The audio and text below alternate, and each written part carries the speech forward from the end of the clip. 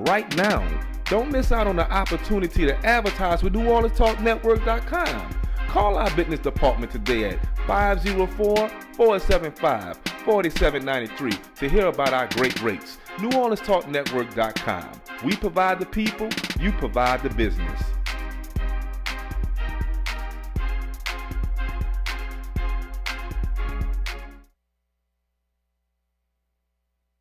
Brothers and sisters, I don't know what this world is coming to. Yes, the rhythm, the rebel, without a pause, I'm low in my level. The hard rhymer, where you never been, I'm in. You want styling, you know it's time again. Those who are brave enough to listen, those who aren't. They praise my Welcome music, to another just play my lyrics. Some say no to my album, the show, Bum Rush the Sound. I made As a year always, ago. I am Captain guess Black, you the know, original hostage that fights back. And I'm Al Mims, second in command, partner to the gruesome twosome. And welcome to another show. Folks, it's election time, and we are very pleased to have a candidate who is erudite, efficient, and I feel is the future for the delivery of justice in this particular parish. I introduce to you none other than Dennis Moore, who is running for Criminal District Court. D, how are you doing today? I'm doing fine, doing fine. Thanks for you guys for having me this morning. Good morning, my brother. Good morning. Let's go ahead and jump into it.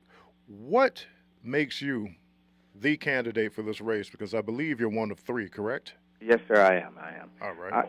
I believe that I'm uniquely qualified for this position. Number one, this is my second career. I actually started off as a software engineer, got a master's in that, and decided that, hey, I didn't want to do that. I came back to Louisiana, went to Tulane, and got my law degree. And I started practicing criminal defense after I clerked. So I've been in the criminal defense arena for 18 years as a defense attorney, first with the Public Defender's Office and then since with my private firm. I've seen all the problems that's been going on here in New Orleans, across the state, but specifically in New Orleans. And I've seen how injustice has been perpetuated on everybody for over 18 years. And I was tired of talking about it and arguing about what needs to be changed. And I said, okay, it's time for me to stand up and make a change, do more than just doing a criminal defense, but actually going and trying to make changes to the system that we find ourselves in. I believe that gives me an edge over both of my opponents. Both of them are good men, and I'm not on here to bash them, but I believe that I have the unique qualifications to know what needs to be done, what the problems are, and to be able to go in and fix them. And one of them is stop this over-incarceration of black men. I'm going to let y'all ask questions because I can go on all along. But the main issue that I find is that I'm tired of every time when you have young men that are stopped in this city, if they find one, and I'm used as an example, one marijuana joint in the car, all four of them are going to jail. If it's four people in the car, all four of them are going into jail. Instead of the system working and say, well, all four of those individuals can't be in possession of that one marijuana cigarette, and charge the one and let the other three go, they push them all through the system and force them to fight their way out of the system. And that's not how the criminal justice system is set up or should be set up to work. So I want to actually change. That's just one example of things I want to change. Brother Moore, this is Brother Mims. I want to say to you that I have been court watching for like 25 years, and I totally agree with you. They got people that shouldn't be in jail that lost credibility and lost jobs because of the foolishness of the decisions on the court or the judge. If I sound frustrated, I really am, because I served on the Louisiana Parole Board. From I left the Civil Sheriff Department from 2005, April 15 of 2005 to 12. Okay. Kathleen Blanco's first term and Bobby Jenner's. Oh Lord, that was another. You know, this man. I served on the parole board, and this man cut programs in the prison system. They had guys picking up trash on the highway, and that's all the skills they had. And when it come before us, I asked them, what you been doing while you've been incarcerated, and they wouldn't kill a roach, Brother Mo. They wouldn't kill a roach. And it's, they could be, they could have programs they could have gave these guys. But so what I'm saying is, I agree with you. Locally, we done kill a goose. We done kill a goose, man. We killing the young men and now the women now. We killing their future. We killing their chances. There's some decisions that, and I look at the judges and when they're not making good decisions. A lot of them not. And one thing that I find, and as a judge, and you say, how can you make a change? Judges are given discretion on many things. And first, let's look at setting up bonds, where you actually have cases, especially when a lot of the cases non-violent. Right. A lot of it is just petty. Mm-hmm. And instead of the judges using the power that they have, they go along with the prosecutor. They go along with the prosecutor, and they say, okay, let's set them at $20,000, $30,000, $40,000 bond. And people can't afford. General people can't afford. And people lose their jobs. Jobs is hard to find for people of color. I'm saying, Brother Mo, and if I sound frustrated, I'm telling you, I see, and that people, they lose their jobs, man. And they can't get that money. And let's go farther than that. They lose their job. They lose their house or apartment. Generally, they end up disrupt the whole family. It end up costing them more money. So, because if they can't get out of jail, what the family does, the family then start having to put money on their books, meaning that put on so they can actually have stuff in jail. Now, before you could, if you was in jail, the family could actually bring stuff for the individuals, like underwear, stuff like that. I understand. Now you have to purchase it from the commissary. And it costs. So it becomes a money issue instead of a justice issue. No, it just us. Just us. That's true. Just us. And what I find that in many cases, a bond is just supposed to be set to guarantee that the person is going to show up.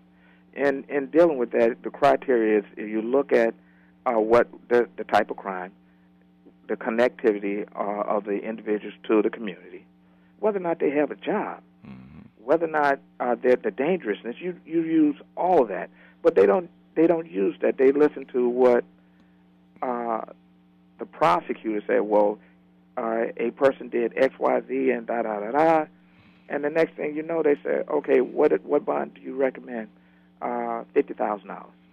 And may I say this, Brother Mo, and I'm saying this, and I don't want to lead you on, but I agree with you because, I got my son is, he'll be graduating in May from Xavier, and I look at it all the time. I tell people, I understand the plight because I've seen good kids that didn't do anything, like you said, somebody had drugs and they didn't have nothing to do with it, but they get, because of the judge's decision, they're part of the problem. They got a problem because the judge made a decision to put them part of the problem. You understand what I'm saying? Yes, sir. Yes, sir.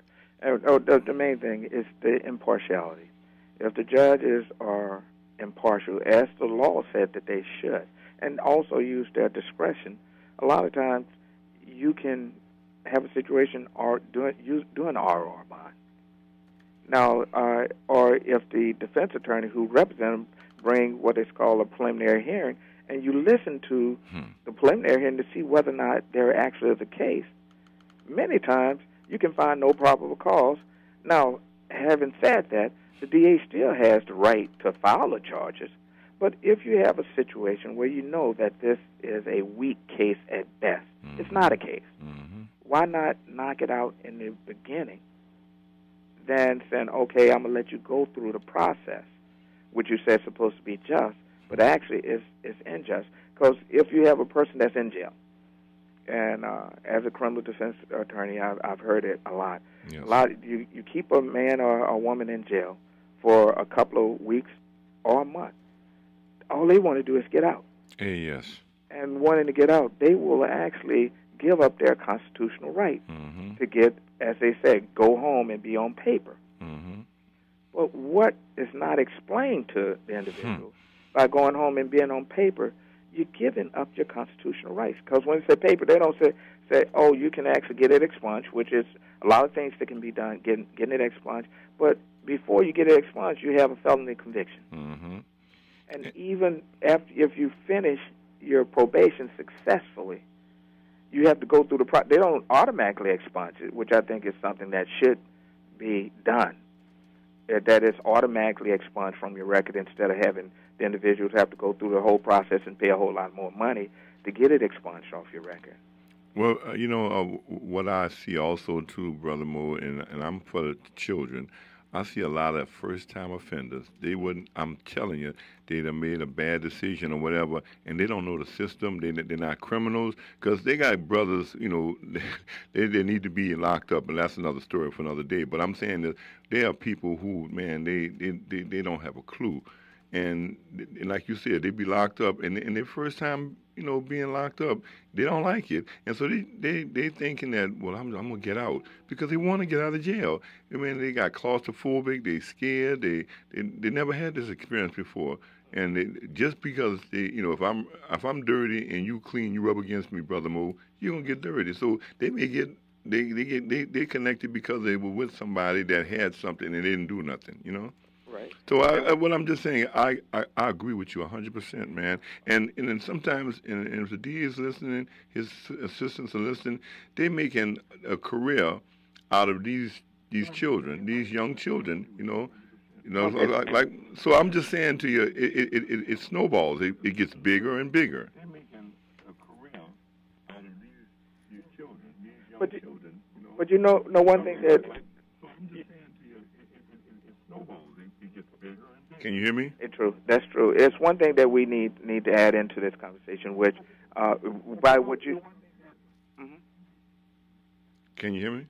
I'm hearing back. Yeah, I hear. We might be getting a little feedback, so we're going to be quiet and let you speak. Go ahead, Judge Moore. I'm going to call you that in advance because I think you're going to win. I like that. I'm hearing background also.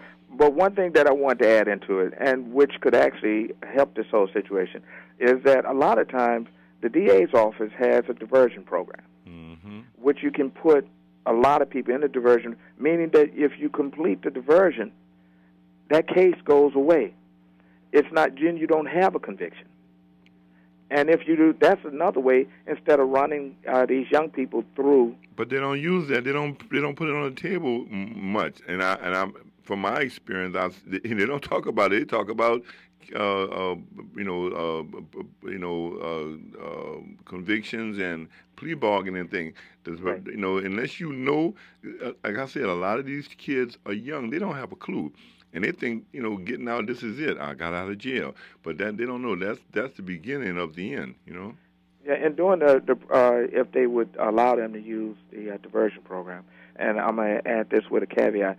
Now I have started to see over there is that they want to do a post-conviction diversion program, meaning that you have the individual plead and then they go through diversion, which I think is a farce to start with. Diversion is diversion. Why give individual a criminal conviction and then say go through diversion, and if you complete it, then we'll set this aside? I believe it's just an extra thing that if a person make a mistake in a diversion program, they automatically say, boom, we already got the conviction. The system should be set up, as I said, dealing with diversion. You allow these individuals to go through diversion. On top of having police officers to go through and not just arrest people, just to be arresting people, because that's where it starts. You do your job. No one is telling them not to do their job. But use their discretion also. Don't go and try to say, let's get as many numbers as we can get, because that's what it becomes. Let's get many numbers as we get, and then once they start pushing you through the system, there's no one. It appears that there's very few people who want to stop the train, and they say, let's let's let these people who shouldn't be on off. And that's what I believe that judges and the judges need to do. That's what I'm asking people to vote for me and elect me to do.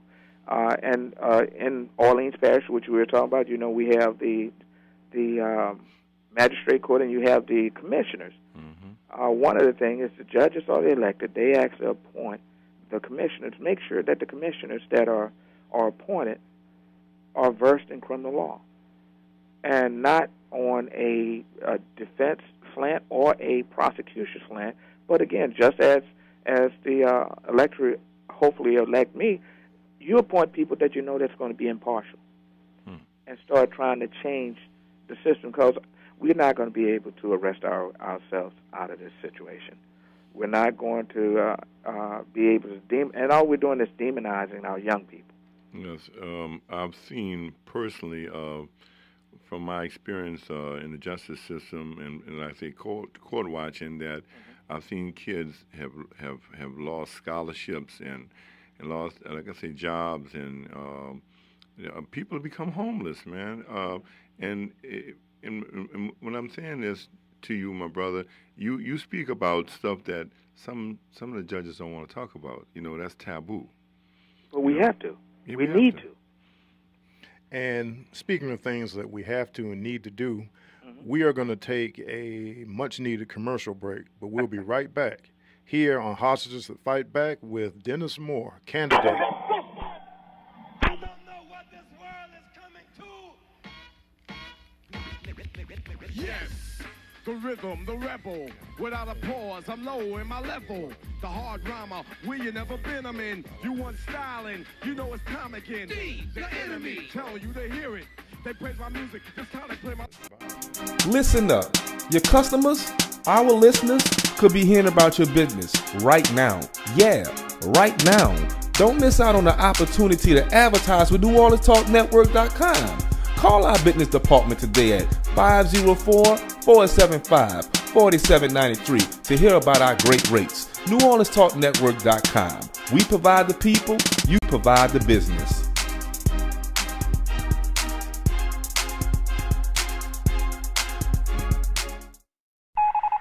New morning show alert! New morning show alert!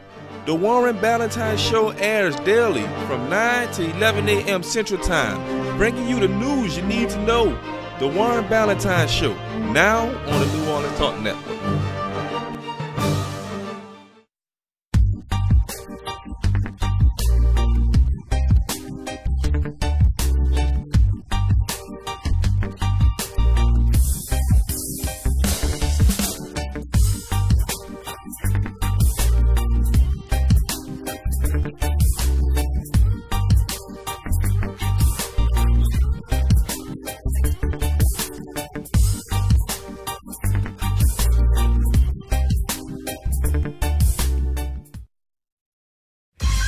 This is Captain Black. This is Brother Al Mims. Join us for our new show, The Hostages That Fight Back. Wednesdays at 10 a.m. Central. We are all hostages to something.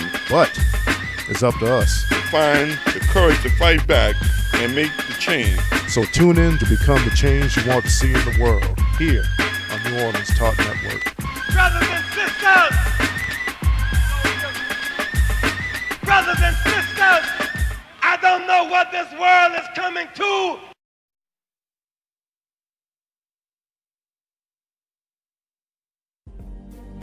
Happy Merry Mondays. It's your girl, Mary J. I want you to tune in with me to Real Talk with Mary J on New Orleans Talk Network every Monday morning at 10 a.m. Then follow me to blogtalkradio.com/Real Talk with Mary J at 10 p.m. It's going to be a Merry Monday every Monday at 10 a.m. and 10 p.m. You've just tuned into New Orleans Talk Network.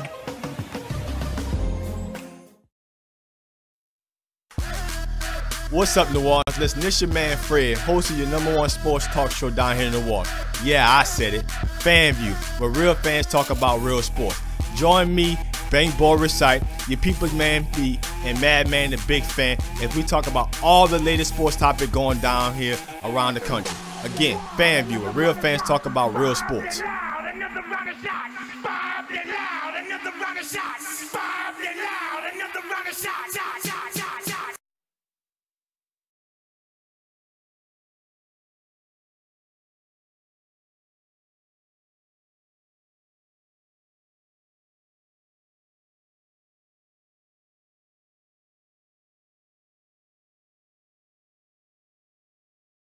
I don't know what this world is coming to.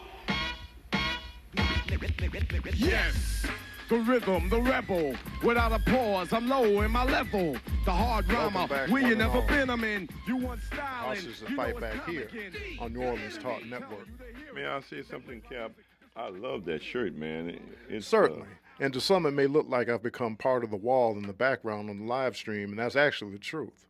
As you know, I'm not human like the rest of you, but we'll address that at another time. Right now, we're addressing a candidate for judge that, Brother Al, you early voted for him. Yeah, I wanted to tell you. And I've endorsed Dennis W. Moore.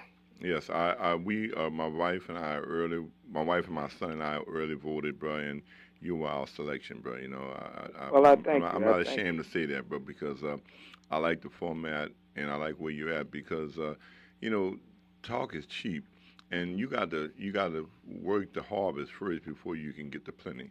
You know. Well, that is true. Now, if I could, it's unusual to have an attorney and aspiring judge who was a software engineer, and that's particularly key. One, that means that we know you like to go to school, and two, when you look at our criminal justice system in New Orleans, which has failed functioning in 20th century standards, let's talk about how we can reboot and defrag and upgrade the criminal justice system, because you can't do electric filings. I hear it's difficult to even find out online the disposition of cases. Let's address that, because you have some good... Go ahead. Usually I say that we're in the 19th century, not even the 20th. Okay. I was trying to be kind. But one thing, the technology is already there. If you look at the Orleans Parish, we have the criminal district and the civil district court. Now, civil district court has just completed their upgrade of their system, where you can actually they're getting ready to go to e-filing on that. So the software is there. The information is out there. It's having the money to get that done, and actually the effort for people to say, hey, it needs to be done. It's amazing that you can go to other jurisdictions, and one of my platform, I say you can get online. You can go in and find out now. Go to the 19th Judicial District Court, and that's in Baton Rouge. And then you go and find a criminal district, a criminal judge, and you go on there, and you will see that you can see everything that's on their docket for the month. They have a calendar. It's online. You can go and click on it, and you see what is going on in that court system online.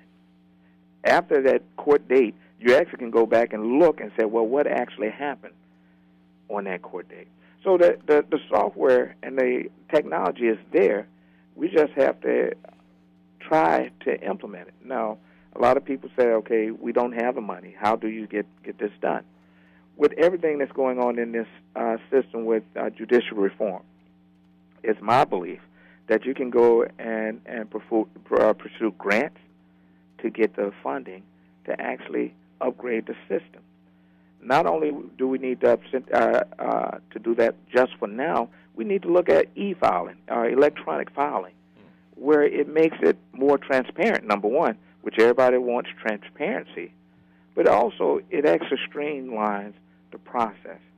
Because as it stands now, if you have an individual that is going through a case, let's say cocaine case or drug case, it could take a year for that case even to get to trial. And a lot of it, I believe, is based on lack of technology that we have. So, yes, like I said, my mom used to say I didn't want to work because I always was going to school. Look, brother, let me go ahead and just put it out there. We come from, all of us, generations of black men who may have been the most brilliant men in their communities, but because of their skin color, all they could do is do back-breaking labor for nothing or little or nothing. So now is the time for intelligent black men to benefit and to have society benefit from their intellect.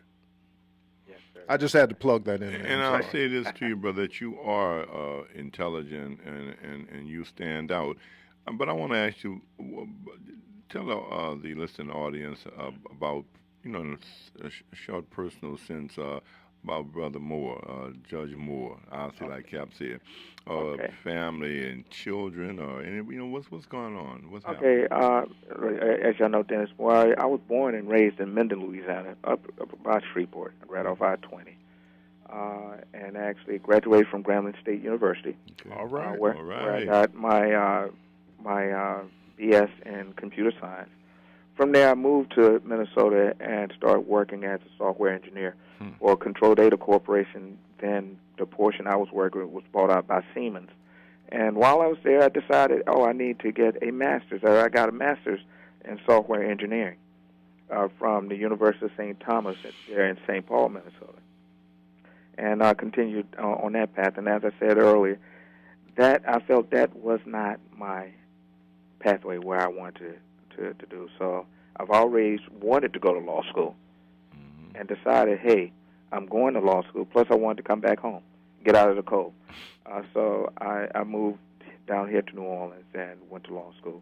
Now I'm single. I have one daughter. My parents, majority of my family still are in North Louisiana, but when I moved to New Orleans in 1994, New Orleans became my home. So I've been here ever since. Bought a home, settled. I live in Algiers. Okay. Algiers Point. The best bank, huh? Yeah, the best bank. And was blessed because when everybody went through, we all went through the tragedy of Hurricane Katrina. I was blessed in that I didn't have major damage to my home. So I was able to come back and start working in the process of rebuilding our city and going from there. And all this is as I was dealing with criminal defense. Now, a lot of people say, well, why did you become a criminal defense attorney? Because I could have done anything else. I could have used my technology career and the law to go and make a lot of money. But yes, why didn't you make a lot of money, brother? Well, I had a friend that I came down and was working as a clerking for him, and he made a statement to me. He said, if you want to make money, you need to turn around and leave. But if you want to make a change, but you're not going to make a lot of money, but if you want to make a positive change, this is what you want to do. And that was the friend, and I took that from that friend, that information, and I started practicing under him. And I have never regretted that moment of started dealing with criminal law. May I say this, Judge Moore? I truly would love to have more brothers, men of leadership, take that stand on that decision because, Cap said I understand because I also have made decisions and have personal sacrifice to do something because everything ain't about dollars and cents. Success don't mean how much money you got and how much property you got and what your checkbook is. Because, hey man, if we're gonna make a change for the better, it's gonna have to be us. But it's gonna have to be some brothers like us that's gonna stand on the wall and have to stay on the wall. So Cap, help me out. He talking what I believe what you're saying, bro.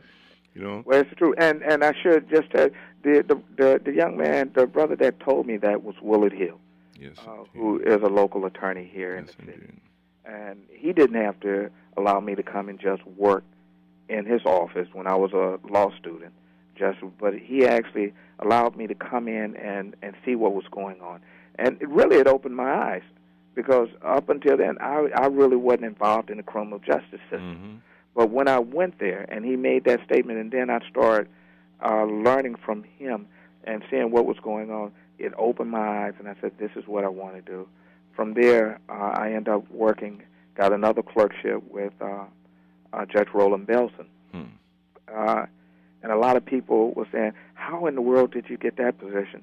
But a lot of times God puts you in a place. And I know we're not talking about religion, but still, God puts you in a place where he's showing you what you need to do and where you need to go. Cap, you know, you sound like what I be talking about. You got to be in line, man. You got to be in line when an opportunity or whatever it opens for a little while, and it ain't about dollars. You know, it ain't about dollars and cents, and you never know. Favor, man, favor is better than money, man. Because a lot of people say, "Boy, you're crazy, you're stupid, you're this." But by going down that line, I've never been hungry. I've never. Well, I'm not rich, but I've been able to pay my bills and go from there. And that's the main thing. I've always been happy, and I've always, as you said, had the favor. Yes. And going from there. So I'm putting myself out there, and a lot of people say, be careful what you ask for. But I say, I'm not asking for it. I believe that I still will have favor in this to do what I think needs to be done. This is not about me just trying to be judged just to be judged. Because you know you're always going to have people that's going to start shooting at you. But as long as I do what I'm supposed to do and do what's right and follow the law. Well, that's why, to your credit, and then, brother, I'll let you jump in, pardon me. You know, I see you out there on the campaign trail. I just don't see you at cotillions and, you know, rich people's houses, but I see you out there on the streets talking to voters, not just, you know, cats tossing up a 40-ounce, but talking to voters who may not necessarily be able to donate to you know, a judge's campaign or aren't part of some blue chip group that is always catered to by political candidates. And that makes a difference, because while I believe in the Ten Commandments and believe to some extent in the Constitution, I do know that many of the persons who seek office consider themselves above the very people who vote for them and the very people whose lives they deliberate over. A good mutual friend of ours, Ken Jones, when I told him you were running, Ken gave you, on a scale of 1 to 10, he gave you 1,000. Well, that's great.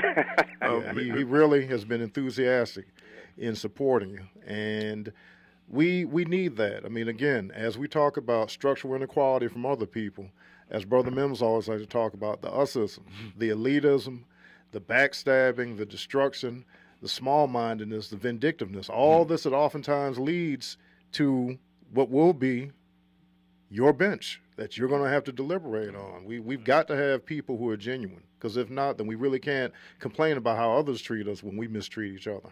Well, let me say this to you, Judge Moore. You know, let me just say this to you. You I know your first name is Dennis, but I'm gonna say this. I think you remind me of David with Goliath. You're a giant killer. What I'm saying is, there are people that got the finances and things. It ain't about that. It's about credibility, man. It's about availability. It's about you know the problem, but you don't just talk about the problem. What are people offering as solutions? And most people, they come with the same old. I'd rather see a sermon than hear a sermon. I can understand. You understand what I'm saying? Yes. And I'm telling you, bro, this is me. This 63-year-old Al Mims. I'm impressed, and they may be saying that I'm kissing up to this brother. No, I want to let this brother know he need to be, because he got bullseyes on his back. Well, and if I were to just listen to people and start out, I never would have run. That's right. People, you can't win. That's right. You shouldn't be in that. They always talk about money first, too. You know, money and this. So I look at it like, well, hey, what I have, I'm gonna put in it, which I have, and the people I have. You have certain people who believe in you, and who have been with me, and they've been out there. And my issue is that I can't stand around and criticize. I believe if I'm not one that say, okay, well, I'm gonna put myself out. And we, as you said earlier, we need to put more people out. Say, put yourself in harm's way. Go out there and try to make a difference. That's right. If you'll be surprised, and I've been, it's a blessing, and actually it's been a pleasant surprise that people have come out and said, look, I'm for you. That's right. They tell you some horror stories. They tell you some horror stories. They've been through the justice system too, right? Yeah, they tell you a lot of horror stories, and it's sad, and I believe them because I see it going through that. Oh yeah, you've been there. I've been, and you represented those horror stories sometimes, huh? Yes, sir. Yes, sir. Yeah. And on the other side, it's nice when in 18 years of practicing law and I've had several of my clients Come on. who did, they're young, Yeah. and they do some stupid stuff. Yeah. To come back now and say, okay, Come on. I'm doing well. Had a young man that I just knew that I would look on TV and find out that he would have actually OD'd on something, and he stopped me. I heard somebody screaming my name. I stopped, and it was him on the street, and I was like, wow, drug-free. He's an electrician working, got his family back. Now, that's a blessing. To see, because a lot of people say, what they say, lock them up, throw away the key. Throw away the key. Yeah, that's my model, to be honest with you. But if you see, you give, especially dealing with this drug epidemic, Yes. you stop treating drugs as a war. Treat it as a medical condition, which is what was going on, and stop just throwing them in jail and try to find a way to get these young men and young women healed through that. Because a lot of times, if you look at the drug epidemic, a lot of it is people over-medicating. They don't want to deal with what actually is going on in society. Reality. You're right. Reality. Right. So they actually get the false reality. They get into the drug game, or they using drugs and going from there. So that's something else I think that the criminal justice system, as a judge, we need to push, because you do have the reentry program that I believe Judge Hunter and Judge White have started over. That's a good program. And let me say this to you, Brother Moore. I tell Cap all the time, we in the community, and I live in Central City, and I said that I've had people come to me like when I was on the board and say, thank you, Mr. Mem, you denied me, or you did this because and I was angry with you, but you did the right thing.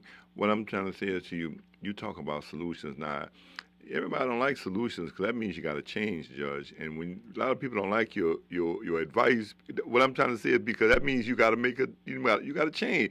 Some parents, they talk about their children in high risk activity, and they're part of the problem. We gotta do that. And I'm not saying the judge that's all the judge's responsibility, but you got to teach by example too. The judges got to tell what's going on, and you got to be truth. Tell truth like you want to tell truth to powers. Tell truth to parents. That's right.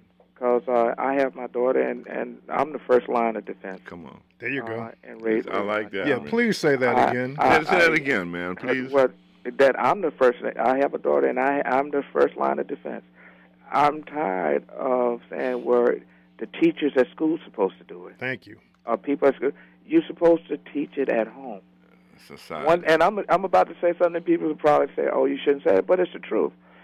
When you have individuals that are in trouble, and I feel for family members that their kids are in jail or they get killed, but when they're in high risk activities, thank you. And I hear mother say, "My baby wasn't that bad."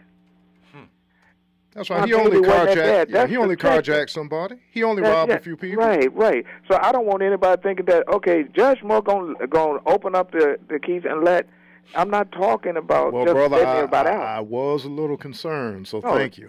No, I'm telling you the truth, because we got to live in this city. Come on, yes, Judge. sir. But I'm hearing people and I hear it and it pains me when I hear people saying my baby wasn't that bad. But what is bad when you actually have someone, your baby murdered somebody? Yeah. Or your baby raped somebody. I'm not talking about alleged. They go through the system, and the jury said, okay, they're guilty of this. But you can't. And a lot of times we have to stop that at home. And I tell this with my family also, because I want everybody to know that, number one, I got family members that in jail. Ouch. I got some of them should have been in jail. Thank you. But by the grace of God, they're not. Yeah. But the issue is, I didn't grow up with no silver spoon. Come on. My parents worked hard. Yes, Judge. To raise me. Yes. And my mama told me, and God bless her soul, she's going on. But she told me one thing: you go to jail, you're going to stay in jail. Hey, Because I didn't raise you like that. Your mama was the same. That's the same words her mama got. There you go. Hey, bro. And she said, and because you know better. My father said, you represent my name. Uh-oh. More, my name. And if anybody came and said Dennis did something. Oh, man, he sound like my dad. Oh, yeah. Not only could they had the right to discipline me, but they going to come and tell my folks. That's old school. And they going to discipline me. But And see, you better not say they lying, because you say, oh, you saying you call them a lie, huh? Look, white, black, rich, or poor, no matter what. No matter what. So I say all that to say, number one, we as parents and as parents and controlling our community, we also need to tell truth to ourselves. Come on. and brother, I'm absolutely encouraged. You know, you sound like Ken, and you sound like Brother Al. I understand that I'm hardcore, but I'm hardcore because our people are dying every day. Our little old ladies are shivering, terrified inside their houses, not because of the Klan, but because of chocolate Klansmen. And as we talk about providing opportunity and reform, which history tells us are overdue, we have to also talk about responsibility and Judge, accountability among accountability ourselves. and responsibility. And Judge, let me say why I'm so I believe you, because I've been a survivor. When I was 19, my best friend tried to kill me on 4th in Division Wall. My birthday, my daddy was killed in 1987 on Beverly, North Carolina. 20 people saw my daddy get shot. Nobody said nothing. My house been shot up. I lost another brother. What I'm trying to say is, Judge, I've been through it. I see how it happened. And, you know, and we want to blame racism on everything. Everything ain't racism. We got some problem with us, and we can do better. So what I'm saying to you is, as a candidate for judge, you got all the equipment, man, to make it happen, because, you know, we got to stop blaming everything on somebody else and look within ourselves, because I got parents out there, their children are bringing stuff home they know they can't afford, and they're looking the other way. And when something happens, oh my God, you know, they want to fall down and ask Jesus. Jesus ain't got nothing to do with it, you know. So what I'm saying to you, my brother, you got the whole enchilada, you know. But one thing that I do ask for everybody is, we have to keep, including myself, hold me accountable. Yes. That's what a lot of times. Not just when you pull a lever. When you pull a lever. You pull a lever, but after that, hold me accountable. Keep a record. And then I tell anybody, you have a right to come and talk to me and say, look, Dennis, you said you were going to do this, that, and other. What have you done? Mm-hmm. That's what your whole. Look at my record, look at everything I'm doing, but also, me as a judge, I'm going to be asking the community, you have to be behind me to push so people don't think it's just me. Well, I tell you what, brother, I think I can speak for Brother Mims. If you need anybody to serve on a community advisory board to stand with you when you have to give somebody the max, because you know what's going to happen. Negro's going to come out and say, oh, man, you shouldn't have done that. He just shot the person 20 times. Ain't like he shot him 30. Why you had to give him life? Yeah. We'll be glad to stand with you. We're going to stand for criminal justice reform, but we're also going to stand for public safety. Brother Moore, do you have a pencil and paper in hand? Yes, sir. All right. This guy's always prepared. You notice that, brother? Yeah, he always prepared. That's why he's a problem solver. Father God, first, I'm about to pray. Thank you for your information that you've given to the listening audience. But I want to give you my number, Brother Mims, MIMS, 504-914-1622. All right. 1622. I'm putting it out there right now.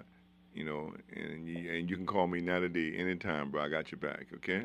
Okay, and I'm going to do this. Let me give you my number, which is 504-957-3072. One more time. 957-3072. 504-957-3072. Okay, man. And you keep your tennis and your sweatsuit on, because you a runner, bro.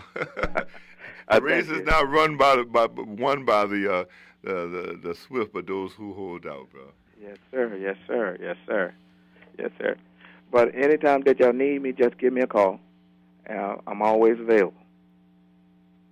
That's fair enough. Give folks your, because Okay. in the 21st century, you know what we always have to say, give folks your website address. It's www.DennisMooreForJudge.com. Facebook is the same, DennisMooreForJudge.com. Instagram probably say the same thing. And my number is 78. I don't think actually that I would get jumped on. Dennis Moore, if you haven't voted, I ask for your vote. I ask for your prayers. I ask for your support. My number is number 78. All right. And with that, folks, we have had Dennis W. Moore. We feel the next judge for Orleans Parish Criminal District Court, Section D. This is Captain Black and Brother Al Mims. We will be back after some more commercial messages. Yes, the rhythm, the rebel, without a pause, I'm low in my level. The hard rhymer, where you never been, I'm in. You want styling, you know it's time again. The enemy, telling you they hear it. They praise my music, this time they play my... Listen up.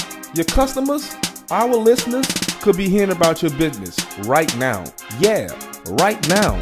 Don't miss out on the opportunity to advertise with NewOrleansTalkNetwork.com. Call our business department today at 504-475-4793 to hear about our great rates. NewOrleansTalkNetwork.com. We provide the people, you provide the business.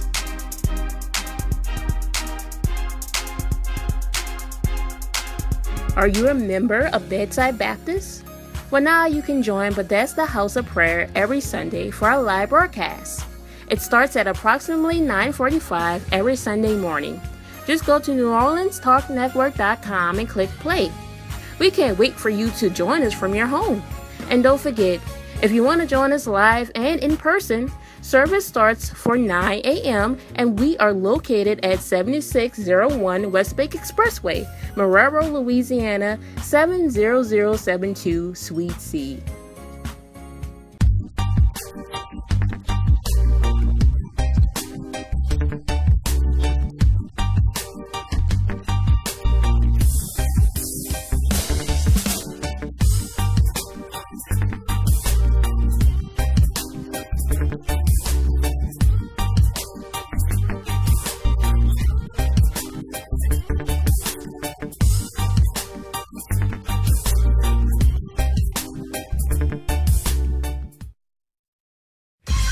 This is Captain Black. This is Brother Al Mims.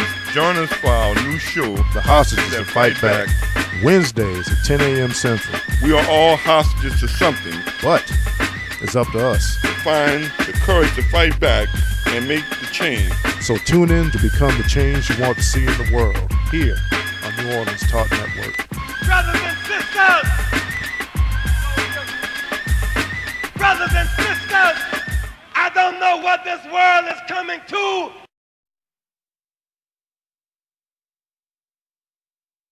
What is New Orleans Talk Network? It's today's hottest topics with an added flair. You get ready, because the conversation will be hot, and better yet, mobile. Download the New Orleans Talk Network app, available on Android, iPhone, iPad, and you can listen to us on the web at www.NewOrleansTalkNetwork.com.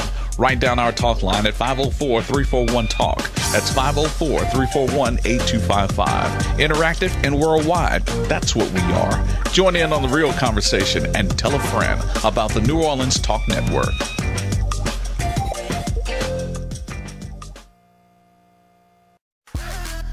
What's up, New Orleans? Listen, this your man Fred, host of your #1 sports talk show down here in New Orleans. Yeah, I said it. FanView, where real fans talk about real sports. Join me, Bank Ball Recite, your people's man B, and Madman the Big Fan as we talk about all the latest sports topic going down here around the country. Again, FanView, where real fans talk about real sports.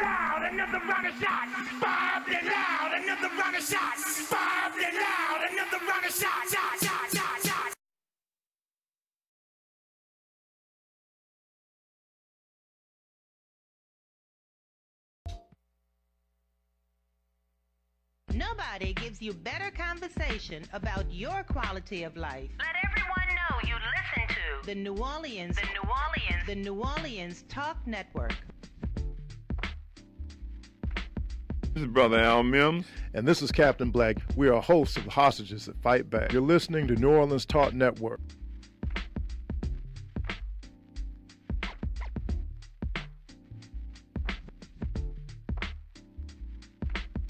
Brothers and sisters, I don't know what this world is coming to. Yes, the rhythm, the rebel, without a pause, I'm low in my level. The hard rhymer, where you never been, I'm in. You want styling, you know it's comic. Don't you dare turn that down. This is Captain Black, the Hostages That Fights Back. This is Brother Al Mims, who's mesmerized by that shirt that you got on, Cap. Hey, bro, you know. Tell me something about it. Every blue moon, you got to change the game. You got to take it to another level. You have to show people what's good, and some may even say what's hood. Welcome back to Hostages That Fight Back, live on New Orleans Talk Network. We had in our opening hour as our very, very special guest, person we feel, Judge Dennis Moore. He's not a judge yet, but we're claiming it. We feel he will be, and he will be the next judge for Orleans Parish Criminal Court Section D. Let me go ahead and move forward now. We're in our second hour. We were supposed to have Judge Regina Bartholomew Woods as our guest for this segment, but for reasons that have been unexplained, we were told that there was a scheduling conflict. However, live on the Black Line, we have Judge Laurie White. Are you there? I'm here. I don't run from y'all. Hey, good afternoon. Laurie, how you doing? Just a good afternoon. Good. How are y'all today? Doing pretty well. So give us an update on the campaign trail, and let me open by saying the national hip-hop community has gotten behind you. I didn't know you were a rapper. I'm not a rapper. I'm just an aficionado of good music. Fair enough. Wow. Because as I said, Brother Mims, I ran across the judge while I was providing safety at a venue, so I can testify firsthand that I've seen her. I think we have so many, different types of music in the city, and hip-hop shouldn't be ignored. And it should be acknowledged for the strong support that it has and how much talent we have coming out of the city in all different fields, and especially hip-hop. I agree. And it's not always, it's not some sort of gangster thing. It doesn't have to be. And just because you're gangster doesn't mean you're illegal. Yes. Indeed. So I think it's important that we have, that we support our hip-hop community, because they need to send the message to the community, because they have a strong voice in our community to make people be better citizens as well. And that's what I'm about. That's powerful coming from a judge. That's powerful, because that's not things that you usually hear. But I have a great respect. Maybe judges don't listen to hip-hop. That could possibly be so. Most judges I see at least favor easy listening in public. So give us an update. Someday my life feels like hip-hop. I can imagine. Believe me, I definitely can imagine. So give us an update. How are things going out there on the field? I am gaining strength and energy every day, and I am so excited. I'm down to, I think I'm at, what's my date? 6 days. 6 days to blast off on this campaign, and voting is November 8th. Early voting has closed, and record numbers turned out, and I believe that I'm going to win. I believe it, and I just feel it. You know what? You should put a cape on and go into the closet and come out and put your irregulars, because you speak. I think most things that everybody does is 90% attitude, and yes. Despite the fact that people on the other side of this campaign say I have a demeanor issue, I think I have a wonderfully positive attitude. So I guess attitude is not demeanor. So I don't know what they're talking about. Well, that sometimes people, they say many things, they don't have a clue. But I think that your personality is it's real. It's real. Well, let's just say this: how could I be Rebecca at Sunnybrook Farm when I put people in jail every day and deal with crime and victims and pushy lawyers and pushy district attorneys and pushy politicians and pushy news people? A whole bunch of pushing going on. Yeah, there's a whole bunch of hip hopping. Yes, indeed. But you up to the challenge, Laurie. We want to, first of all, I want to thank you for giving an opportunity again to come on and just explain to some of the listening audience about some of the things that you have done, should I say? Well, my reentry program is something that shows everybody that I've put things together that all you have to do is use your brain and your energy, and you can actually come up with something that's really inventive and provides legal services in a new way that helps our community. And that's what I'm looking at. Reentry court was established here at Criminal District Court.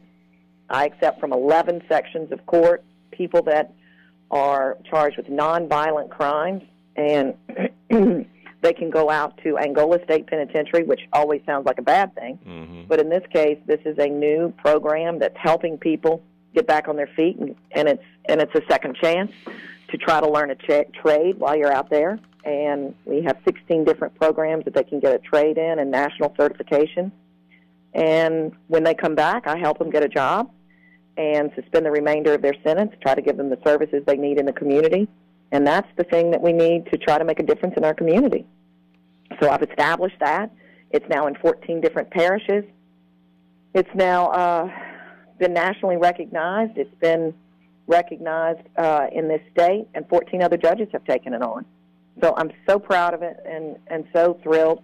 I'm actually asking, once I'm elected to the Fourth Circuit, which I expect that's going to happen next Tuesday, I'm going to ask the Supreme Court to allow me to stay on for a year so that I can continue to work with the 15 or 20 men that I have still in the program, because Loyola University is doing an evaluation of the program, and I'd like for it to have the consistency of me completing with those 20 or so people. You know, Laurie, if I may, that's unheard of. Which part? Your plans. That's history in the making. What judges don't do that. Criminal judges don't do that. They don't do that. Well, I think it's important, and it, this is my passion, and that's why I've done it, to help people in our community. Yes, and I want the results to come out like I think they're going to come out, with me as being the contributing factor. I want the credit or the blame. If this is not a good program, then I want it to be because I wasn't successful. I don't want it to be because someone else takes it over and they say it isn't successful. Okay. So if it's not successful, then I'm willing to say, hey, it didn't work, but I tried. And I'm going to go ahead and throw you a rose, Judge. Brother Mims and the Mims family have voted for you. Is that correct, Brother Mims? Yes, we did. Yay! Yeah, and I can hear bells from heaven. we early voted us, and I'm gonna tell you something. It was crowded. It was a record number of people there. I mean, there were people there, and we wanted to make sure that we got it out of the way. And you were, yes, my son who's at Xavier. He'll be graduating in May from Xavier. He voted, and my wife voted, and I voted. So you got the Mims family. I can't tell you how much that warms my heart. You know how many people are telling me that, and it just feels so good, and that's fine. I'm not ashamed. I'm not ashamed. I'm not scared. I'm the best. I'm gonna tell you something. No matter what, the best candidate. And I said earlier, you are a trendsetter. You talk about solutions. See, most people, talk about the problem, and the problem will always be the problem. But you put, your heart and soul into it to make this thing happen. And because, everybody can just talk about, well, what are we going to do? That means you got to be some changes. You got to make some changes. Exactly. So, and you know what else? I'm not afraid to fail. And I think that's what it's all about. Yes. If you try something and you fail, well, try it again. I'm running for office. I may lose next Tuesday, but I don't think so. So it beats letting somebody walk in that's not as qualified as I am because they wanted to, have her money and endorsements intimidate me. And that just doesn't intimidate me. I think that this system is still where people can vote, and everybody should have a voice. You sound like the Ali of the court system. Well, funny you would say that. You know, I used to greatest. manage professional boxers, and I had an amateur boxing camp here in the city. So, of course, I met Muhammad Ali. I have a picture of him with me. Yes, and I met him, too, and I boxed also. And I want you to know, a fighter know another fighter, you know, and you are a fighter, and you fight for the right things. You know when a fighter has heart. So... Like I said before, and I always use those, if you can't take a punch, don't get in the ring with me. And it doesn't matter how many times you get knocked down, you have how many times you get up, and you getting up. You have gotten up, and you have helped people get up because by example, you do what you say. You won't ask people to do nothing that you haven't done yourself. And so I just wanted I want to thank you. You know, thank you for stepping up. And Thanks so much. You know how many people voted? I just was looking at the numbers. 45,000. Yes. It's record. It's record. Whoa. Yep. I'm super excited. And just so you know, now I am unapologetic anti-crime activist, unapologetic victims advocate, but your supporters have even gotten my hard heart to take a second look at because usually when I hear reentry programs, I'm going to be quite frank with you, Judge. To me, they're usually terrible. Yeah, it's usually let's go ahead and make some extra money for some social workers and some case managers. But that ought to tip you off. I don't have any money to give anybody. Well, there's no money here. We're just improving what's going on with those people that are coming out. So that's the best part about it. It's almost better not to have money because then people will say, well, it's just a money thing. Too many times, Laurie, it's a money thing. That's too many times. But you the new not the new kid on the block, but the new way. It's a fresh idea. Yes, I got to tell you, it's called having your politically connected, elected people do something new and improve your community. Right. Wow, you think that'll catch on? What's that? I said, do you think that'll catch on? Because I see very little of that in the elected I'm hoping class. It's contagious, and maybe I can rub it on some people. Well, it's good to hear from y'all, but I know why my opponent probably didn't call in, because y'all give me so much love. Why should she want to call in? Hey, and here's the sad part. Again, Brother Mims and I are a team. Brother Mims and I, we're registered in different parties. We may support or see things differently, but we have the same values. Mm-hmm. And my point is, it's got to be a campaign. It can't be a coronation. Mm-hmm. That's exactly right. Yeah, if I'm not good enough, and this is just the feedback that I'm hearing, and I'll give feedback about your end. But if people are saying that only certain people are being recognized by certain campaigns, that's a problem, because guess what? At the touchscreen, we're all equal, regardless of how much money you have or don't have, regardless of who your pedigree is or isn't. When you vote, you have just as much power as some rich person somewhere. That's exactly right. And I think that's why people should be offered a choice. You can't. You got to risk it. You know, I've put a lot into this, for not only from, personally financing a campaign and having to have a really stiff upper lip, because let me tell you, campaigning is not fun. No. You set yourself up for people to make fun of you, to not accept you, to tell you that you're not good enough, to compare you with somebody that you shouldn't even have to be compared with, and be told that you're not as good. Mm-hmm. And I have noticed there's an undertone here. And I'm not from here. I've been here 8 years, but I've done a lot of things political, roughly 20 years worth. But I do notice there's a distinct and very ugly undercurrent in this contest. I mean, what's going on here? What are we talking about? Just the undertone of money and political payback. I mean, that ugly undertone that you want me to talk about, I'll be glad to. Boy, she's something. Go right ahead. Go ahead. Because I couldn't have said it better myself. This is about not just the candidate. It's about the candidate's husband. And apparently Jimmy Woods is a great guy, and he's a rich businessman and very successful and has done a lot of good in this community, but he's not the one on the ballot. It's Regina Bartholomew Woods. And Regina Bartholomew Woods is not ready for the seat. But because of his extreme power and clout and success and support of so many different political people in this community, and his contributions financially and his, parties at his fancy house and his different, events that he throws or helps people with, then people were willing a year ahead of this race when Regina comes to them politically and says, can I have your endorsement when I run for that seat in a year? They all said yes. You think they would say that to me? No. No. And they wouldn't say it to most people in politics. Excuse me. Because most of the time politicians will wait to give an endorsement out once they know who's in the race so that they can actually make a comparison. Yeah, I mean, they got to, put the finger up so they can see which way the political wind is sure. Who blowing. bets on a horse before you know who's in the race? So that's what happened. So that's how, my opponent wants to characterize this as we competed and she won. This isn't some sort of cheerleading contest. I didn't know that we had a cheer to do when she had already gotten the whole team to support her.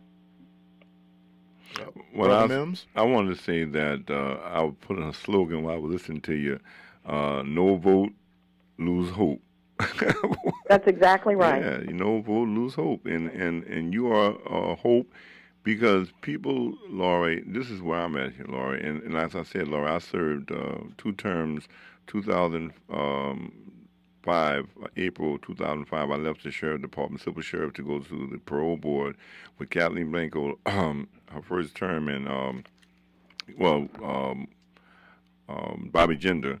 And I know that how things can be. And I watched you, and I was with organization 25 years, Victims and Citizens Against Crime, Sandy Krasnov.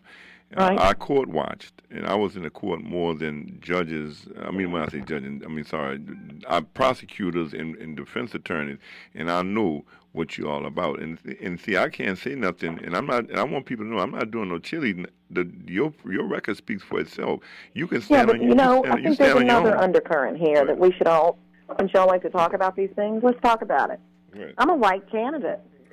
Wait a minute. You talking about you white? Surprise you? Yes, I'm white. You my sister from another. My sister from another mother. I thought there was something about you. Yeah, I was wondering. I thought it was just the last name, so it's more than the last name. You're actually, ladies and gentlemen, a news flash. Oh man, Laurie White is indeed white. Please continue. I think we should all talk about the race relations. Do we support and vote for the people that look like us because we feel better? We feel like the people that look like us are going to do better for us because they're us. And is it about the color of your skin or what you've done? And you know what? Is it about... Perfect place for us to put a Post-it note. We're going to run and take a commercial break so we can come back and find out, is it color or content of your character? Hold that thought. On Hostages That Fight Back. I don't know what this world is coming to. Yes, the rhythm, the rebel. Without a pause, I'm low in my level. The hard rhymer, where you never been, I'm in. There are moments in life when we hesitate. Buying a home shouldn't be one. Markets are changing and interest rates are still low. Now is the time to make your move. At Rocksteady Realty, we are determined to find a home for you. We know the area, provide personal attention, and more convenience. For all your residential and commercial needs, contact Willie Jones at Rocksteady Realty at 504-460-3819. Discover the Rocksteady difference. Crown Properties Incorporated, development and property management specialists, specializing in commercial and residential properties. With over 20 years experience, we specialize in property management, tenant placement, rent collection. We also manage single group housing. We have a full-time maintenance staff, 24-hour emergency on-call services, and we're fully licensed and insured. Let us do all the work while you receive the monthly checks. At Crown Properties Incorporated. For more information, call 504-366-4001.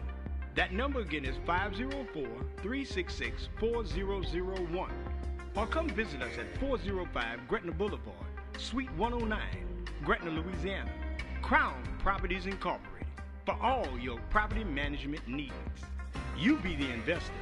We'll be the landlord. Crown Properties Incorporated. This is Remus Bowman. Join me live Mondays at 12 o'clock on the New Orleans Talk Network. You can also join me on Twitter, Facebook, Instagram, YouTube. We're all over the place. We're going to open doors for you to have an opportunity to be successful and pay low interest for your automobile, your home, your credit cards, everything that you buy. We're going to put you on a great path to have a successful future. Every Monday at 12 o'clock, Remus Bowman for you and your credit. This is Tanya Free. It's the last round. Hillary and Donald are pulling out all the stops. One more week of BS. After November the 8th, what happens next? What do you want in exchange for your vote? Let's talk about it this Wednesday on the Tanya Free and Friends Talk Show, 2 p.m. Eastern and 1 p.m. Central. Join Tanya Free and Friends at TanyaFree.com. On air, online, and on point. At Jones Insurance, we find that peace of mind offers a real advantage. That is why we work hard to make things easier for you by protecting your cars, your homes, your businesses, and your life. Peace of mind, isn't that the best protection? Learn what insurance can do for you. Call your agent at 504-348-1492 or visit us at 7603 West Bank Expressway, Marrero, Louisiana.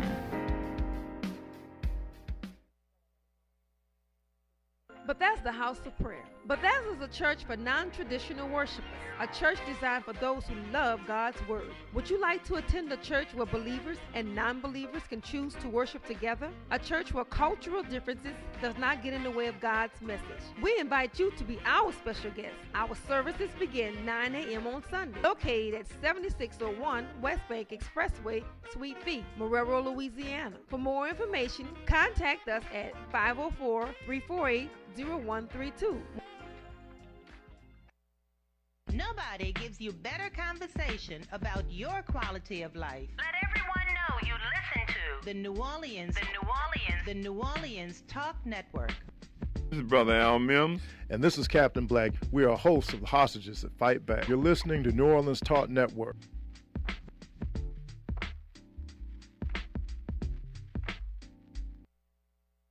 Brothers and sisters, I don't know what this world is coming to. Yes, the rhythm, the rebel. Welcome back to Hostages That Fight Back. We have the two-fisted, pugilistic judicial candidate, Laurie White, in the ring. Are you here? Laurie, before you make any comment, I just want to say to those in the audience, you ought to see Cap. He's truly transparent. Well, if that's what they want, that's what we should have. That's what we should have. Mm-hmm. Go ahead on. So now you know what's easier? If you don't lie, you can keep up with your truth. Absolutely. Now, you were telling us about I guess we'll say, the tension between color and character in this race, and maybe in all races, politically. Right. Well, we know it's there. Mm-hmm. But we don't talk about that. You were talking about the undertones. Well, there's another undertone, and that happens in our city. Mm-hmm. There were people that told me when I got in this race, you can't win. It's a presidential race, and a lot of black people come out to vote. You can't win. You're white. And I said, why not? Why can't I win? Why can't I run? I don't like to see it. Was that the first time you were told you couldn't do something because of your skin color? I've been told that all my life. They told me I couldn't make it in law school. They told me, there's many, many of those. You achieve it. You're under. So in other words, I hear the beat of my own drum, and that's what everybody should do. Mm-hmm. Yeah. So in other words, the gumbo, the much touted multicultural paradise that is New Orleans, might not necessarily be as harmonious as we're led to believe. I mean, you're asking me or telling me? No. I'm asking you. What do you think? What do your listeners think? I see it. People complain. And when you offer yourself up, you may see it more. And it's not just, when you judge a book by its cover, you look at the cover. Mm-hmm. And I mean, I don't look like somebody that some people might want to support. I don't. But that's with any candidate. So that's why you have to actually, scratch a little deeper on the surface to see see what that person is, or what they're made of, or what they do, or whether they're fair or not, or where they're connected, or who their allegiance is with, or what they've done for the community, or what they're, Laurie, they can take upon. Laurie, I'm going to say this in Cap. He knows where. I always say every white man is my enemy, every black man. That means white woman. We talk about solutions. We talking about friends, my best friends, who they are, and all this. And I wanted to say that you have always, and as far as I've known you, to always be a straight shooter, no matter what color the person was. You tell them the truth, and they may not like the truth because the truth is the truth, no matter what color it is. Right. So we deal with, and I'm gonna tell you this, Laurie. I have a great respect for you because you on radio talking about some situations that's very touchy with some people. You know that. That's exactly right. It makes them uncomfortable. I can't. Well, sure. This makes white people uncomfortable and black people uncomfortable, I'm sure. But the point is, if I'm white and I'm helping people of all colors, because that's the thing to do, because I've been elected by everyone in the city, and I'm running for another seat and want to be elected by everyone in the city, or at least 50% plus one person, then that's what I want. So I think the message there is, when somebody's doing a good job, it's not all about them helping just their race or their people or their constituency in a limited fashion. It should be in a broad, all-inclusive fashion. Well, I'll say that, Laura, because I understand racism and everything, and I'm saying this, that everything ain't racism. You are straight up. And first of all, it speaks. Your record speaks for itself. You don't need nobody to campaign for you. Just read what you do. That's all. Stand on your word. That's all. And I tell people that all the time. Well, I hope they look it up. And, I had somebody recently that complained that because I'm white, I must be privileged. Yes. And that a non-colorblind society just doesn't apply and doesn't exist. And I think that's what I'm living for every day, for us all to join together, no matter what color we are, to make some changes. And so I still believe that, and if you want to call that, dumb beliefs or my white privilege or whatever you want to call it. Naiveness.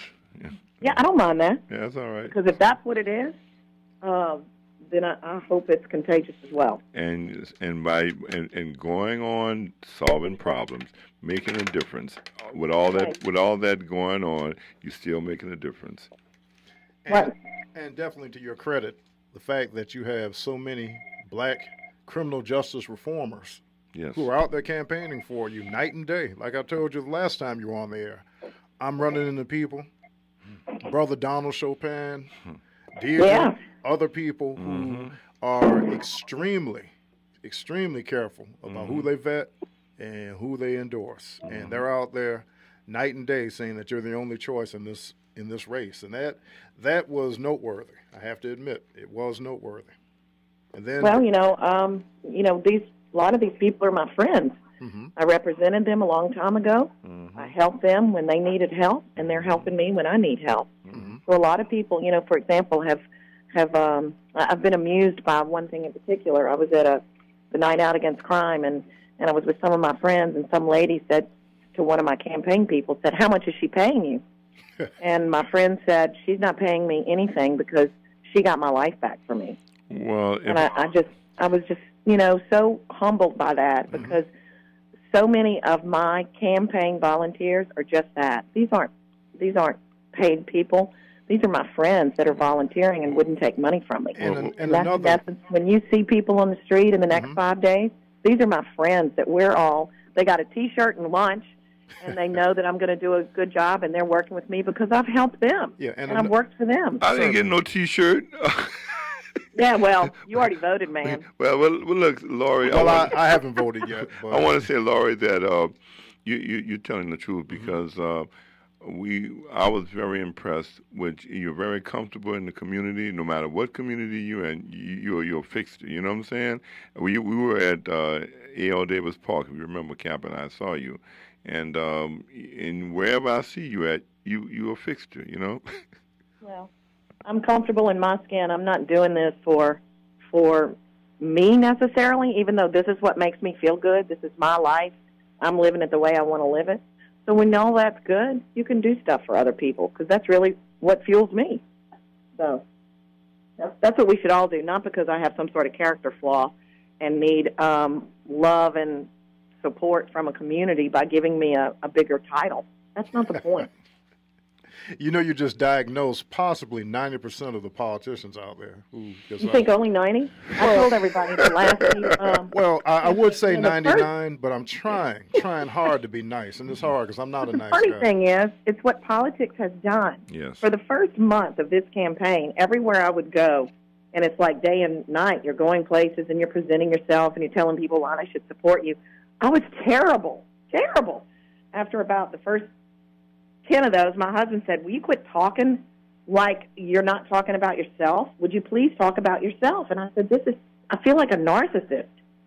So you kind of have to say, hello, I'm wonderful, and these are all the things I've done. Mm-hmm. But that's what politics does. Mm-hmm. So now that I'm further in the campaign, I'm getting much more used to talking about how wonderful I am, but I can't wait to quit talking about me. As soon as this campaign is over, I can get back to doing other things.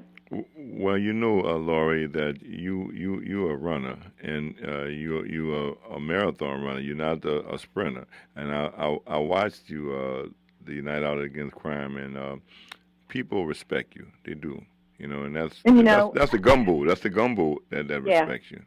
That's actually, and you know what's funny about that is, you know, I didn't graduate from high school here. Mm-hmm. So, and that's always the first thing. People say if you didn't graduate from high school here, you can't run for office. Uh-oh, that rules me out. Yeah, there you go. So you can, because I didn't graduate here, but I still ran for office, and I keep staying in office. So you gotta have some free thinkers that come in and do something fun for you and do something good for you. So doesn't just depend on where you went to school or who your mama's grandmama was. Mm-hmm. So what would you, now let's go ahead and imagineer a moment. You win, you're at the Court of Appeals, newly seated judge. What can we look forward to? What can we anticipate? Well, I've been thinking about this. One of the first things I want to do, because I never had time to do it, I want to put, y'all are going to laugh at this, the 32-2 program, which is the U.S. Attorney's Kenneth Polink's group that works with reentry here at Orleans Parish Prison. I want to put together a, golf tournament where businesses will pay to go and play golf. There is actually like a 6-course hole out at Angola State Penitentiary where not the inmates, let me say that again, not the inmates, none of them play golf, but for the families that live at Angola. And so I want to have a paid golf tournament to get those employers to come together to go and view what we're doing out at the prison and make some money for them and maybe get them in a more relaxed scenario, because many times when we take them on a tour, and we do these tours 3 and 4 times a year, I think this might increase some dialogue and communication and maybe expand the interest in the reentry program. I also want to, as I had said, continue, with reentry. And then I want to be more active on the Louisiana Commission on Law Enforcement, which I was appointed by Governor John Bell Edwards, because these are the places that my voice can be used, and I'm willing to use my voice because I can't seem to tell a lie or be quiet. So that way I can try to see what differences we can make. We are at a crossroads of being able to afford our elderly inmates continuing to live in prison until their death. Yes. And funding the public defender system here in this state when we don't have the right legislative capital outlay. And I want to use my voice to talk about that. Multiple bills. What does that mean for us financially in this state? So I'm willing to do that, and that's what I want to do. I think that what you touched on one subject that I think the traffic lights is one of the things that's fueling the attorneys. But we need more. We need more than that, So I think there's a lot of policy changes when we have people that are willing to to actually speak and not just have meetings, because, Lord, do I hate meetings. Yeah, meet, eat, and greet. If I had a meeting for Laurie, for every meeting I went to, I'd be rich. That's exactly right. I am a terrible meeting attendant. People that have been in meetings with me know that, because I'm act up, I'm incorrigible, and some people call that bad demeanor, I think. That's what my opponent calls it. No, Laurie. But I call it, what are we all doing besides wasting our time and not getting to a solution? Can we find some happy ground and move forward? That's right. Laurie, I'll be tired. And I probably have missed some very important meetings because I've had some people just meet, eat, and greet. Some people love meetings. Yeah, they think that they have, and they don't want to talk about the solutions, but they want to talk about the agenda. And they have they have a long agenda, Laurie. I agree with you. You know, I think, Brother Al, there's two different kinds of people that go to meetings. Those that like to conduct the meetings because they like to talk. Make them feel important. Make them feel important. Right. And those that just like to go and sit and not participate. And I'm not good at being either one of those. Neither one of them. And I got people that when I do go to the meeting, Laurie, they be tell me, I'm not going because I'm tired. Would you tell me what we gonna tell me what happened? And that's a problem too, you know. So Laurie, right. I agree with you on those fronts. You know, let's I'm a doer. And like I said, I'd rather see a sermon than hear. And I see where you at, what you do, and who you are, and what you fight with. And I support you. I encourage you to keep doing what you're doing. When I see you from the left, I saw you on the right. I saw you standing still, and your credibility speaks for itself. Thank you, Al. And I think the important thing too is this isn't about my agenda. No. This is about our community's agenda. Right. So you got to get like people together to say, what can we do? That's right. You know, what can we do to make it happen and talk about it, but not talk it to death. While I'm thinking, Laurie, go ahead, Cap, did I give you my phone number, right? You did, and I was in the car. All right. But I bet I'm going to get it again. Give it to me right now. 504-914-1622. 504-914-1622, Brother Mims. You can call me. All right, got it. Call me anytime, okay? All right. Right. Do it. I'll give you my number right now, but everybody already has it, so I'm not going to put it out online. You know, I'm probably the only person that I know on my business card, my judge business card, is my cell number. Did you know that? That's new and different. No, I didn't know that. No, we didn't. It's always been that way. Yes, indeed. Always. So in closing, judge to reach. Excellent. In closing, tell everybody where they can get in touch with you if they want to volunteer, et cetera, et cetera. How can they do so? All right. Volunteers on Saturday, Sunday, and Tuesday. I think Monday I'll keep it smaller. But it's going to be at 2125 St. Charles Avenue. I'm going to use the office of Martin Reagan. He's going to let me use his office. He's going to provide food for us on Tuesday. Is that corner of Jackson Avenue? Yeah, almost the corner. I think it's two locations off. Yeah, right. And anybody that wants to show up can show up. And we're going to start about 10 o'clock. And if you want to come for 2 hours or 8 hours. And then I'm going to have a party on Tuesday night, my election night party. It's going to be at the Rebellion bar. And that's just like giving my phone number out, isn't it? The Rebellion bar. All right. Wow. Sounds like a fun spot. Come if I win. When you win. Come if I don't win. When you win. I expect to win. All right. So, always good to hear from you all. It's such a love fest. Y'all warm my heart. Thank you both. Okay. You're welcome. And look out. I'm out there, and I'm burning some barns and collecting some votes and stealing a lot from my opponent because I'm winning. Laurie, I'm going to leave you with one thing. You say you're white? I'm going to make sure and remind people. I say, it's not just her last name. She really is. I did go to Southern Law School, and I was called, what do you call that? Passe Blanc, yeah. Mm-hmm. I was called Passe Blanc quite a bit. I ain't mad with you, but you great. Here, keep up that sense, keep up that personality here. The best to both of you. Enjoy this beautiful day, and appreciate your vote, Brother Mims, and all your family and everybody else out there. Do the right thing. We love you. Would love your vote. All right. All right. Thank you very much, folks. Thanks, y'all. Number 71. Folks, that has been Judge Laurie White, number 71, running for the Louisiana 4th Circuit Court of Appeals. We will be right back after some very important commercial messages. I don't know what this world is coming to. Yes, the rhythm, the rebel, without a pause, I'm low in my level. The hard rhymer, What is New Orleans Talk Network? It's today's hottest topics with an added flair. You get ready because the conversation will be hot. And better yet, mobile. Download the New Orleans Talk Network app available on Android, iPhone, iPad, and you can listen to us on the web at www.neworleanstalknetwork.com. Write down our talk line at 504-341-TALK. That's 504-341-8255. Interactive and worldwide. That's what we are. Join in on the real conversation and tell a friend about the New Orleans Talk Network.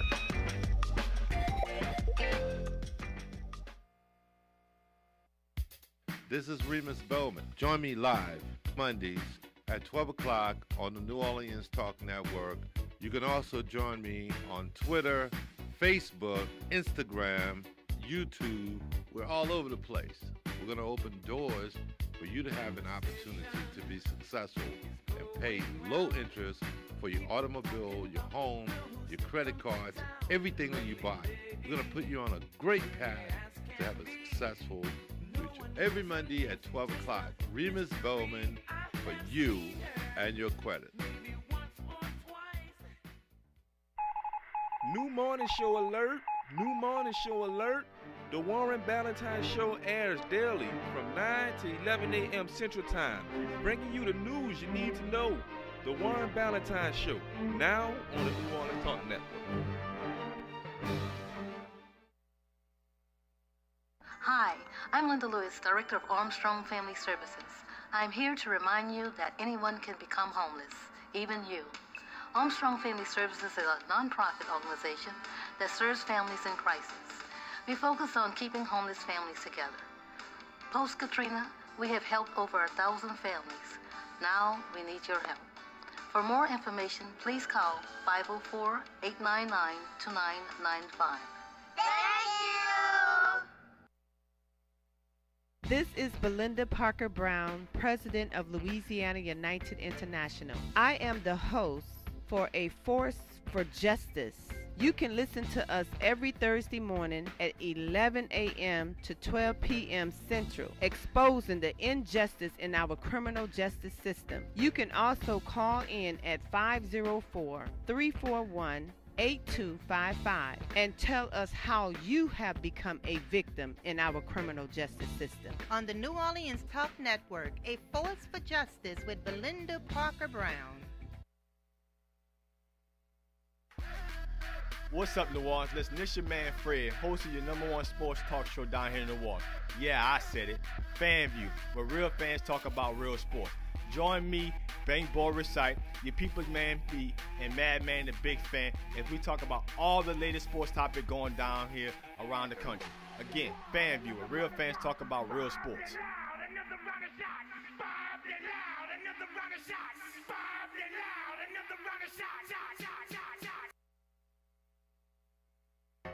You wanted that phone, and the answer was no. You needed that car, and the answer was still no. Your family liked that apartment, but they said no again. They even turned you down for the job you were qualified for, all based on a bad credit report. Your credit can be restored. Call Bethesda Community Development Corporation at 504-348-0132. Don't allow a bad credit report to hold you back any longer. Call BCDC at 504-348-0132.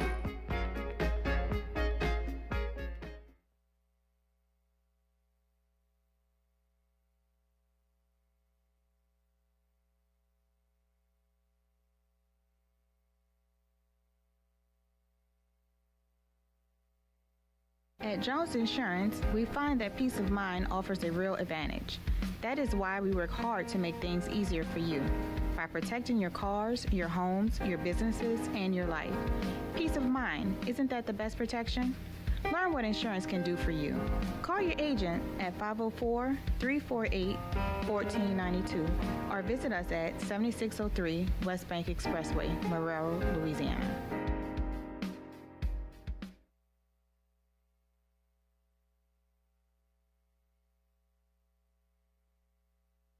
This is the Reverend D. Dunn. And Charles Stewart.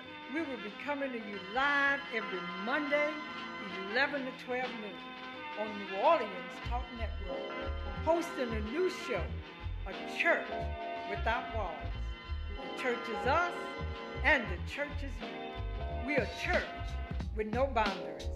Stay as long as you want, leave when you want. Remember, every Monday, 11 to 12 noon, tune into A Church with No Walls. Don't you dare miss it. This is Tanya Free. The 2016 presidential election will come and go until 2020. Until then, what specific changes do you want the newly elected president and Congress to enact to make a positive influence in the African American community? The Tanya Free and Friends Talk Show. Your destination for the best in social and political straight talk. Wednesdays, 2 p.m. Eastern. Brothers and sisters, I don't know what this world is coming to. Yes, the rhythm, the rebel, without a pause. I'm low. Welcome back, ladies and gentlemen, friends, and it's very apparent of late enemies, the hostages that fight back. Our first hour, we had a man that we've already bequeathed to be the next judge for Section D of Orleans Parish Criminal District Court, Dennis Moore, someone that we're both supporting. At 11:05, we were supposed to have Judge Regina Bartholomew Woods, but I was notified via Facebook inbox that there was a scheduling conflict. Fortunately, you mean we wasn't that important? No, bro. We're just regular Negroes. Mm-hmm. But as I was saying, we were able to get Judge Laurie White, her opponent, to return to the show. She's been on before, to give us an election update and some insight into what has become probably the most contentious contest. And she white. She white. She actually is white. It's not just her last name, ladies and gentlemen. You get all the breaking news here. Laurie White is actually white. Just so you know. But we invite you to call 504-341-8255 and give us your picks. Who are you supporting? Who are you not supporting? As election time is literally right around the corner. Brother Al? And we're not in popularity contests. We never have been. But we want you to know that we hope that the audience respect our straightforwardness, and we are very controversial. That's what they say, but we're just real straightforward, transparent young brothers. If you want to see transparent, look at Cap. Dun, dun, dun, dun. And say warning. There you go. So, Brother Mims, what do you think about this election cycle? Where are you leaning? I think everything's going to be all right, bro. And I say that the people who's supposed to win will win, and we're gonna hold their feet to the fire, and they're gonna do what they're supposed to do, so we can get where we need to go at. That sounds. Does that make sense to you? No, it makes sense. I'm curious about.